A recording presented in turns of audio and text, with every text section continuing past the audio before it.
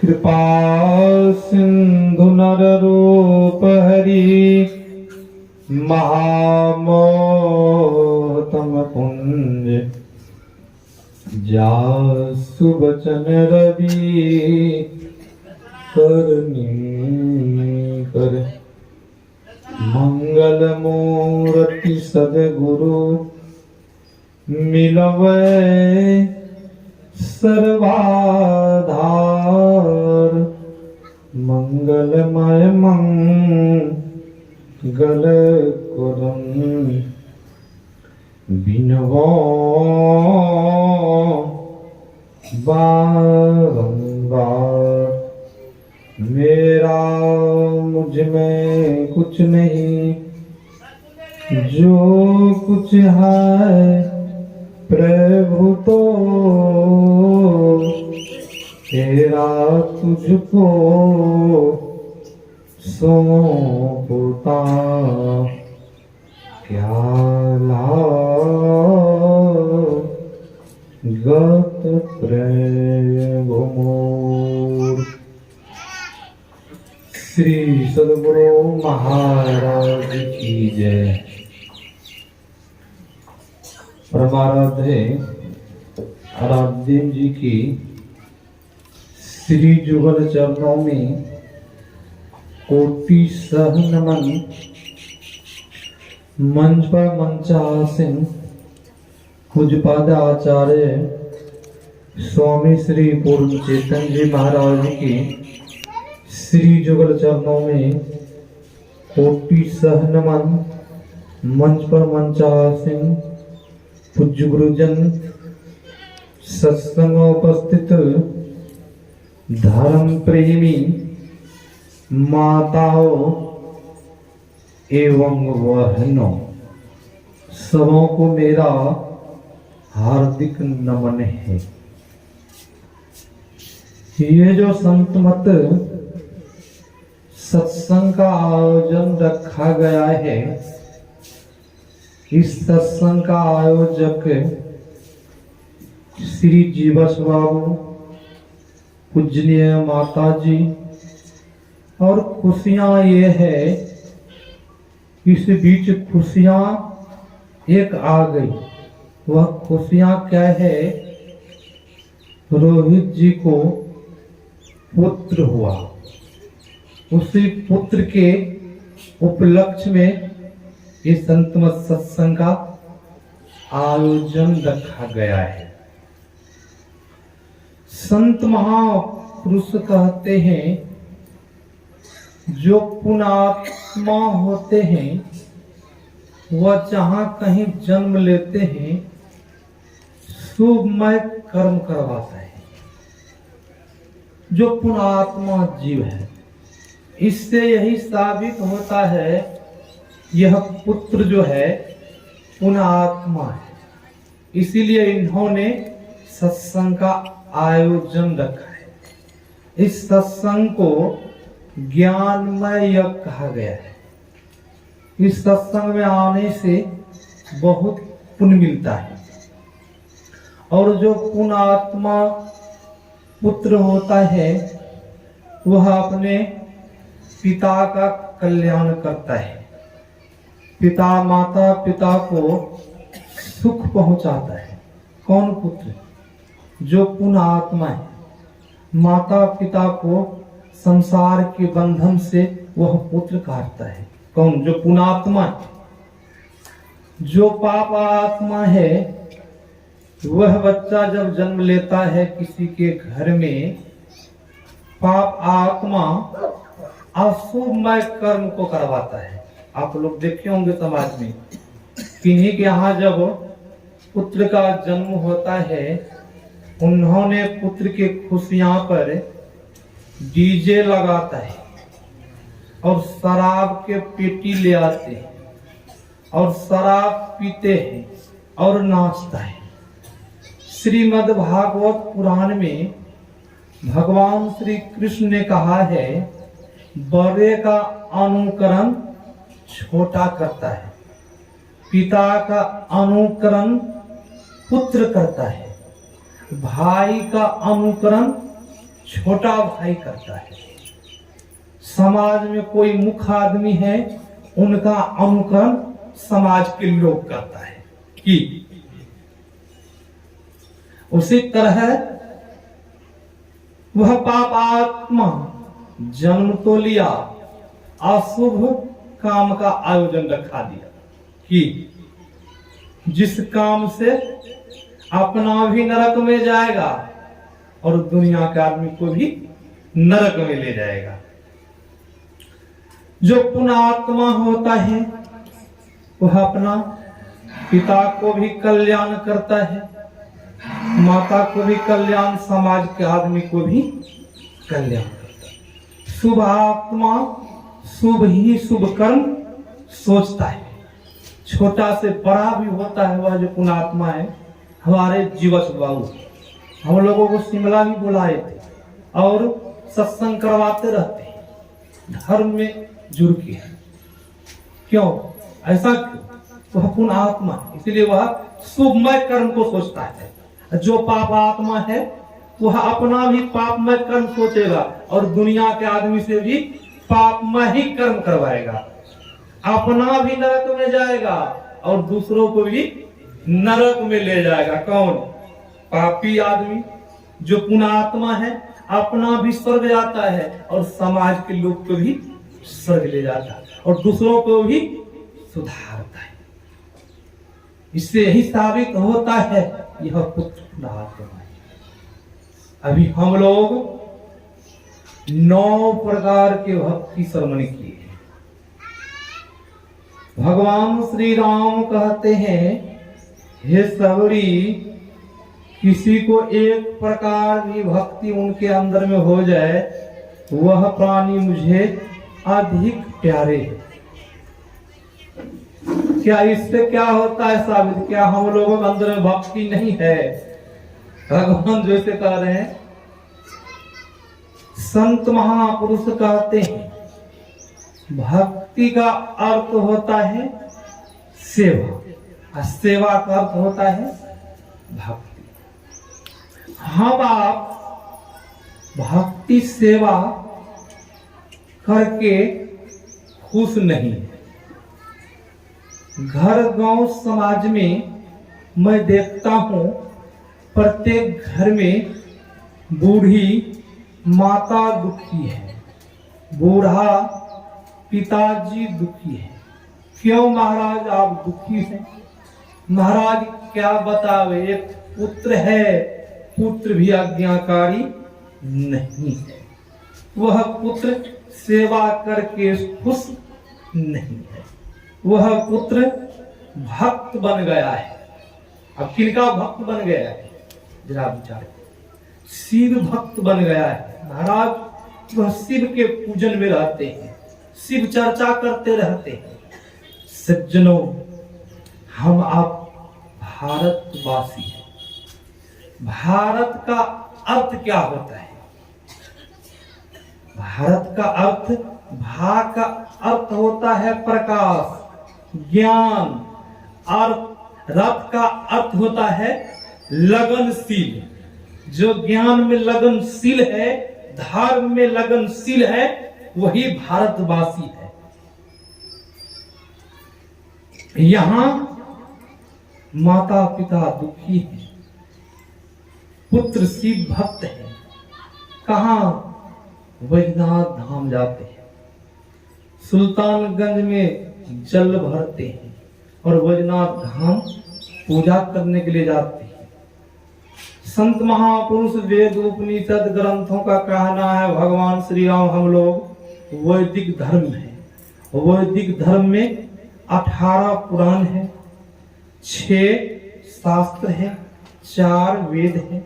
हम लोग सबों को मानते हैं कि हम मानते हैं तो हमारा पुत्र भी मानेगा कि नहीं मानेगा? पुत्र उस उपनिषद ग्रंथों को मानने के लिए तैयार नहीं है।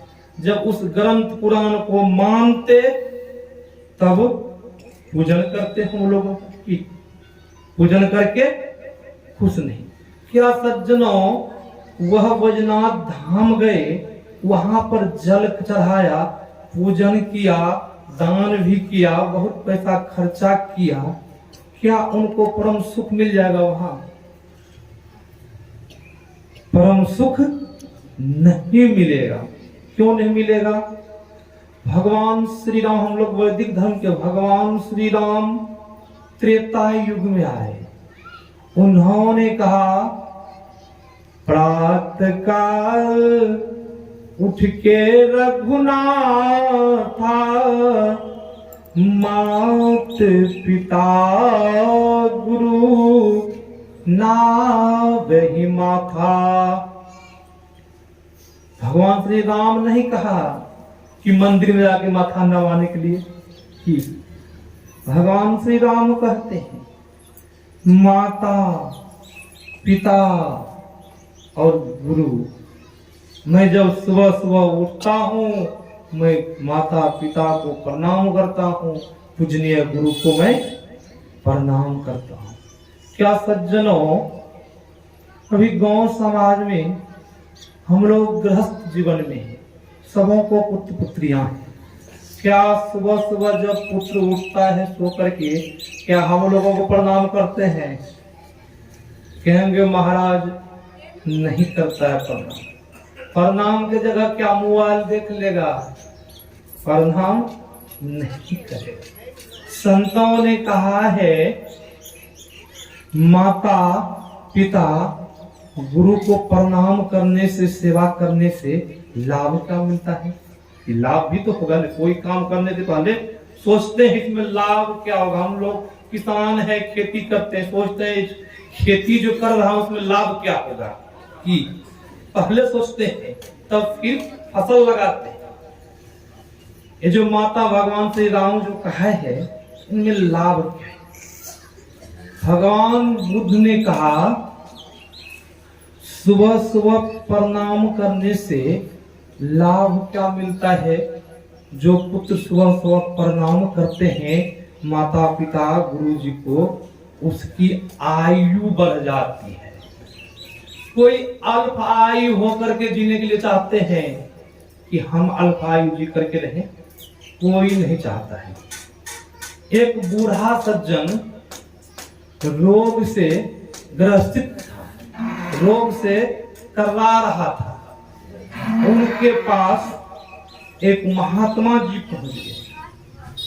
महात्मा जी कहते हैं बाबा आप रोग से ग्रसित हैं, आप रोग से कर्रा रहे हैं, आप कहे तो मैं उस ईश्वर प्रभु से आपके लिए प्रार्थना करूं, आपका यह शरीर छूट जाए।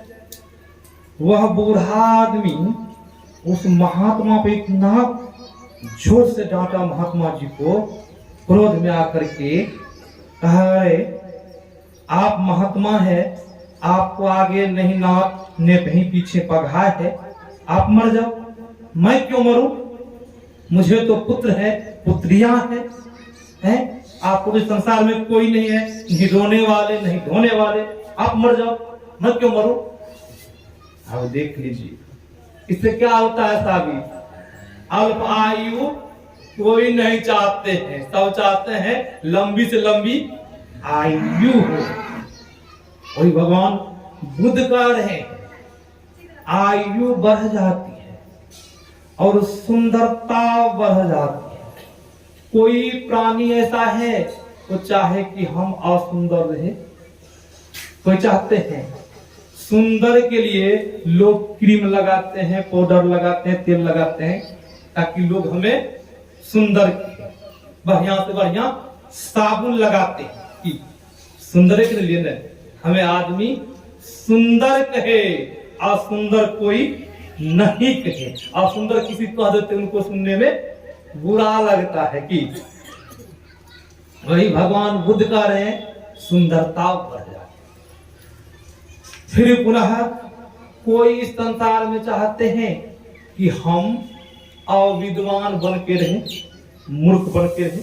कोई चाहते हैं जो नहीं भी पढ़े हैं उनको भी देख लीजिए पैकेट में कलम फंस लेते हैं ताकि लोग हमें विद्वान कहे। उनको जब कोई लिखने के लिए कह दीजिए तो वह सज्जन चुप हो जाते हैं।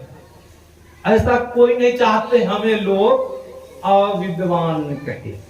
सबों की इच्छा होती है हमें सब विद्वान ही विद्वान कहे।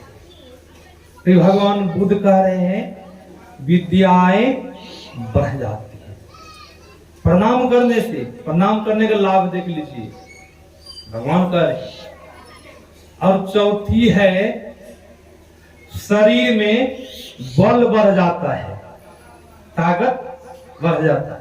ताकत बल रहेगा तभी कोई भी काम हम कर पाएंगे, कि विद्या भी हासिल कर पाएंगे। ताकत होगा तभी कोई भी काम करने के लिए शरीर में ताकत बल चाहिए।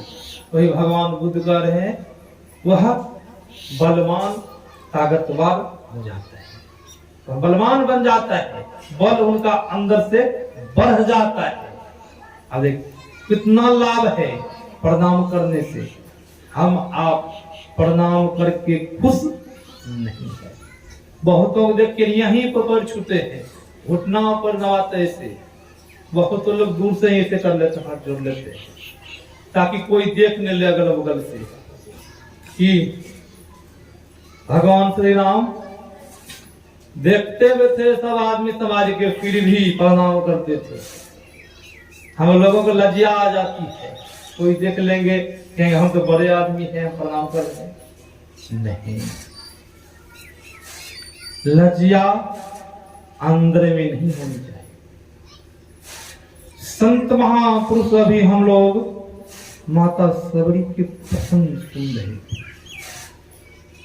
माता सबरी और भगवान श्री राम उनकी कुटिया आश्रम में पधारे हैं और भगवान श्री राम को माता सबरी आसन देते हैं बैठने के लिए। आसन पर विराजमान होते हैं और माता सबरी वैद ला कर देते हैं प्रभु श्री राम को खाने के लिए।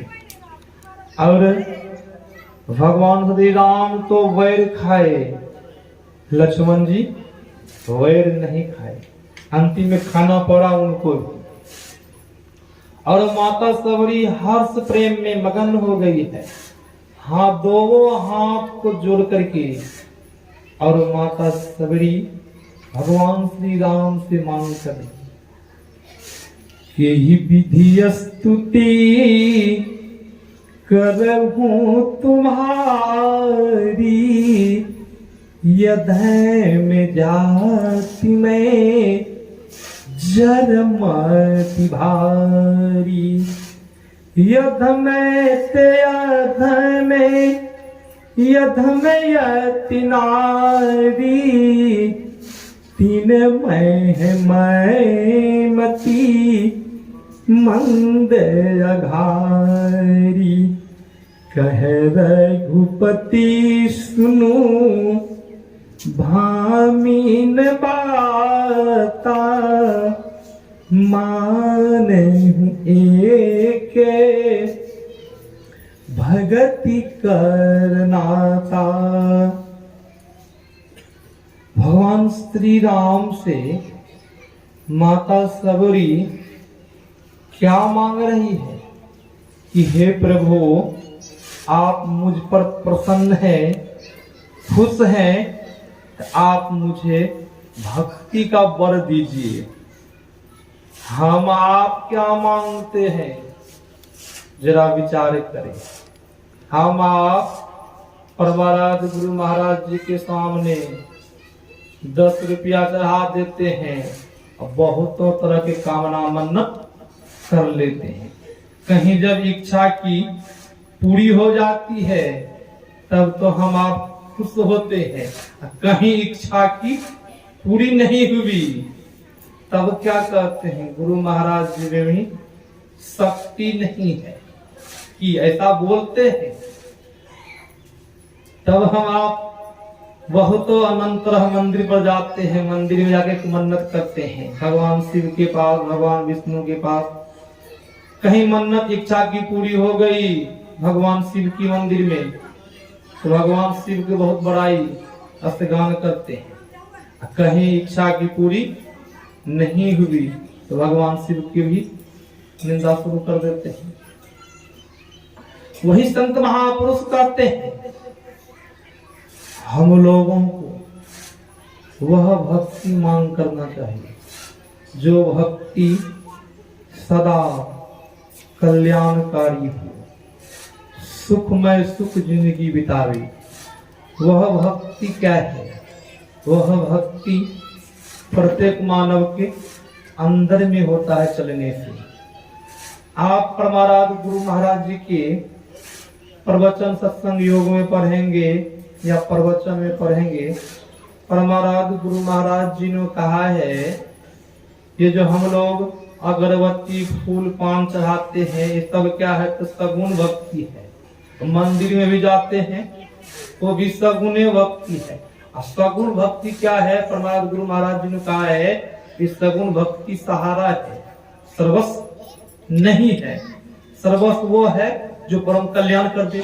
ठीक, परमाराध्य गुरु महाराज जी कहते कहते कह दिए हैं जो कोई मानस जप करते हैं, मानस ध्यान करते हैं, उनको भी हम लोग निर्गुण समझ ले, सो बात नहीं, वो भी सगुणे है।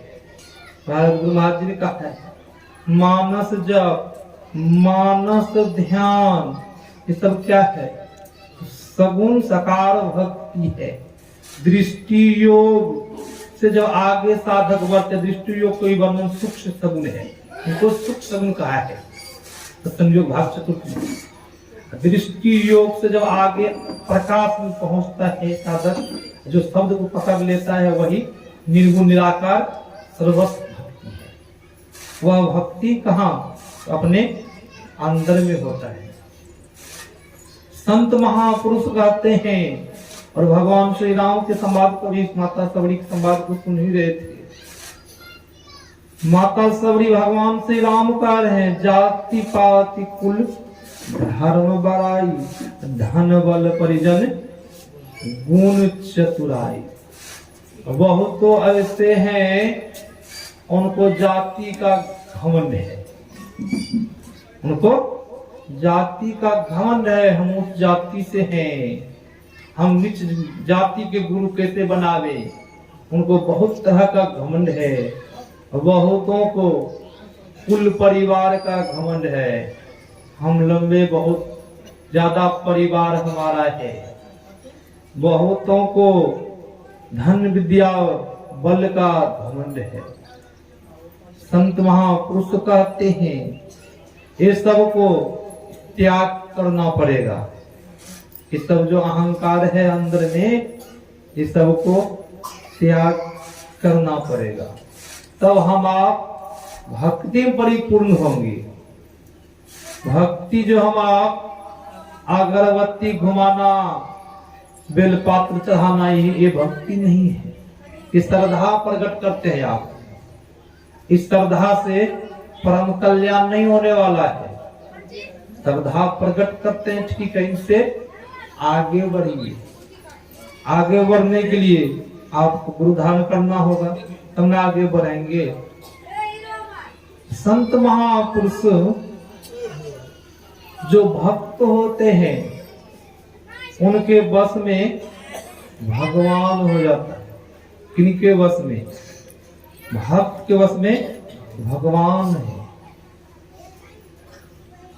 एक भक्त हुए, उनका नाम है नरसिंह मेहता। भगवान कृष्ण के भक्त नरसिंह मेहता भगवान श्री कृष्ण के पूजन करते थे। भगवान श्री कृष्ण एक रोज नरसिंह मेहता पर प्रसन्न हो गए, खुश हो गए और उनके पास आ गए साकार रूप में। भगवान श्री कृष्ण कहते हैं नरसिंह मेहता मुझसे कुछ वर मांग लो। नरसिंह मेहता ने कहा जिस धन को हम लोग भक्त, हम लोग भी हैं, परमात्मा गुरु महाराज जी के भक्त हैं, हम लोग जिस धन का संग्रह करते हैं, सत्संग योग में परमात्मा गुरु महाराज जी ने कहा है साधकों को असंग्रह करना चाहिए। कि असंग्रह मतलब धन ज्यादा इकट्ठा नहीं करना चाहिए, संयमित इकट्ठा करना चाहिए। जिस धन के लिए हम आप दिन रात है धन करते हैं, जो परमात्मा के असली भक्त हो जाते हैं, उनके अंदर इच्छाएं नहीं रहती, वह संतुष्ट हो जाते हैं। अब नरसिंह मेहता के पास भगवान श्री कृष्ण है। नरसिंह मेहता से कहता है कुछ वर मांग लो। नरसिंह मेहता ने कहा प्रभु आप जब मुझ पर खुश हैं, प्रसन्न हैं, तो मुझे आप ये वर दीजिए, मेरा छोटा पुत्र है उसकी मृत्यु हो जाए, वह पुत्र मर जाए। देखिए भक्त कैसा होता है। भगवान श्री कृष्ण ने कहा ऐसा ही होगा। भगवान श्री कृष्ण चले गए अपने धाम। कुछ दिन के बाद उस पुत्र का मृत्यु हो गई, वह पुत्र मर गया। गांव समाज के आदमी एकत्र हो गए, उनके यहाँ आ गए और नरसिंह मेहता भगवान श्री कृष्ण के भजन में मगन है। नरसिंह मेहता के पत्नी आती है, नरसिंह मेहता से कहते हैं आप भगवान श्री कृष्ण के भक्त हैं, पुत्र मर गया है, गांव समाज के आदमी आ गए हैं, आप भजन में मगन है, गांव समाज के आदमी आपको क्या कहेंगे? आपको भक्त कहेंगे। नरसिंह मेहता ने कहा ईश्वर की बहुत बड़ी महती कृपा है कि मेरा पुत्र मर गया। आप देख लीजिए, खुश हो रहा, भक्त खुश हो रहा है, पुत्र मर गया है, उसकी पत्नी रो रही है, नरसिंह मेहता खुश हो रहा है। लोग क्या कहेंगे देवी?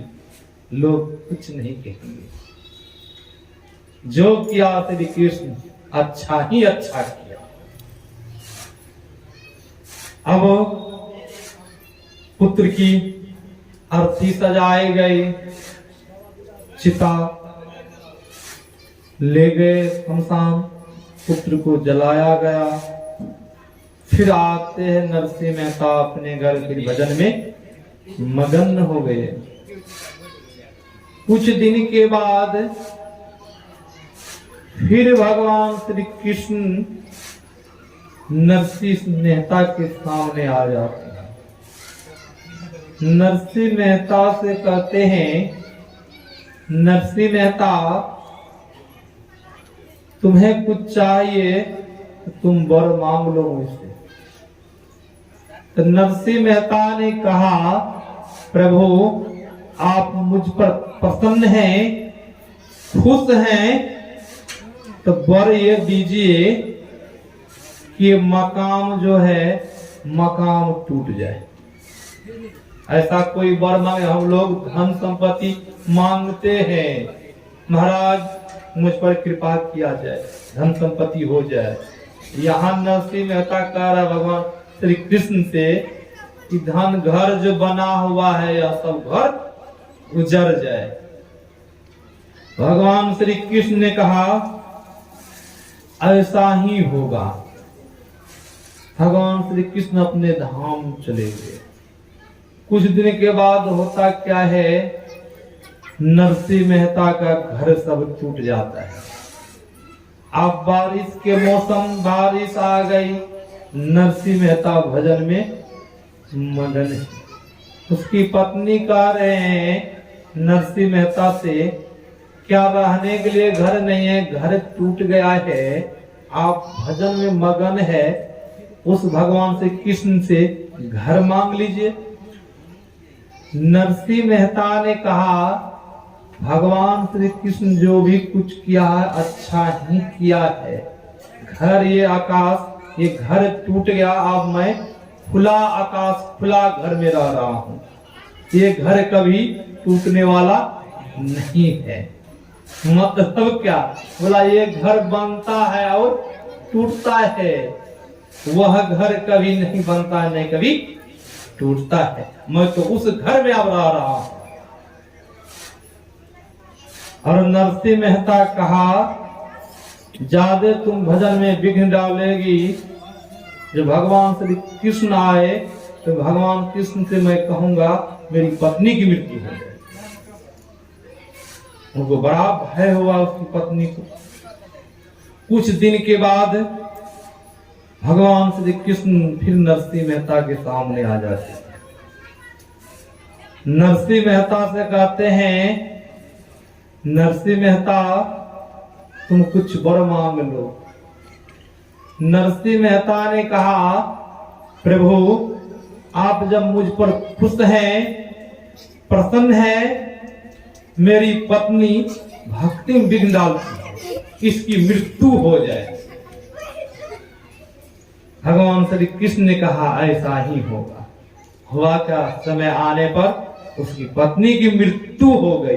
अब नरसिंह मेहता कहा, प्रभु अब मैं अकेला बच गया, अब कोई टेंशन नहीं है, अब मैं आपका भजन करता रहूंगा। आप देख लीजिए भक्त कैसे होते हैं। हम लोग प्रत्येक चीज की कामना करते हैं, धन हो जाए, संपत्ति हो जाए। अब भक्त देख लीजिए, सब उनका संपत्ति विनाश, धन संपत्ति कुछ नहीं बचा, फिर भी मगन है। ऐसा कब होता है? जब अपने अंदर चढ़ाई होती है, जब अपने अंदर चलते हैं। संत महापुरुष इसी तरह माता सबूरी थी, 9 प्रकार के भक्ति में परिपूर्ण थी। और भगवान श्री राम कहा ने सुंदरी, उनके अंदर में भक्ति थी, इसीलिए सुंदरी कहा। सबूरी देखने में सुंदरी नहीं थी, फिर भी सुंदरी कह रहे हैं। क्यों? उनके अंदर भक्ति थी। संत महापुरुष कहते हैं, जब युक्ति जान करके भजन करेंगे तब परम कल्याण। और शिष्य को भी चाहिए आज्ञाकारी होना चाहिए। गुरु की सेवा में तन मन धन से सेवा करे, और सेवा करने से बहुत लाभ होता है। गोरखनाथ जी महाराज, मच्छिंद्रनाथ जी महाराज के शिष्य थे। गोरखनाथ जी महाराज देख लीजिए शिष्य कितने आज्ञाकारी।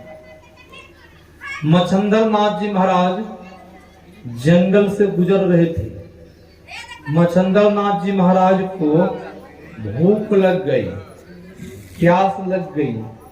मच्छिंद्रनाथ जी महाराज ने कहा गोरखनाथ जी महाराज से, इस गांव से कुछ भिक्षा मांग के ले आओ। अभी भी बहुत संप्रदाय में है, बहुत संस्था में है, लोग भिक्षाटन करते हैं।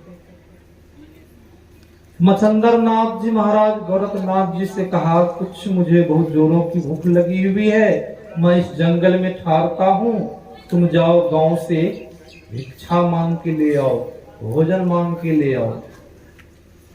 गोरखनाथ जी महाराज एक माई के यहाँ पहुंचे। उस माई के यहाँ कढ़ी चावल बना था।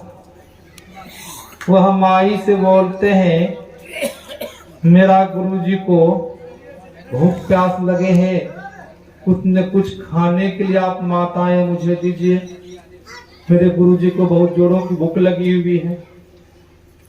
माताएं कढ़ी चावल उनके कमंडल में देते हैं। वह कढ़ी चावल लेकर के गोरखनाथ जी महाराज मच्छिंद्रनाथ जी महाराज के पास पहुंचते हैं। मच्छिंद्रनाथ जी महाराज कढ़ी चावल खाते हैं और गोरख से कहता है, पुत्र पेट नहीं भरा, थोड़ा और ला दो कढ़ी चावल। गोरखनाथ जी महाराज आज्ञाकारी शिष्य थे। पुनः फिर वही माई के यहाँ पहुंच गए कढ़ी चावल के। माई कहती है, क्या जी बार बार तुम कढ़ी चावल, एक बार मैंने दिया तुम फिर आ गया, क्या तुम कोई बहाना तो नहीं रच रखा है? तो गोरखनाथ जी महाराज कहते हैं, मैं कोई बहाना, मेरे गुरुजी खुद खाएंगे, मैं कढ़ी चावल नहीं खाऊंगा। माताएं कहती है कढ़ी चावल के बदले में तुझे एक आंख देना होगा।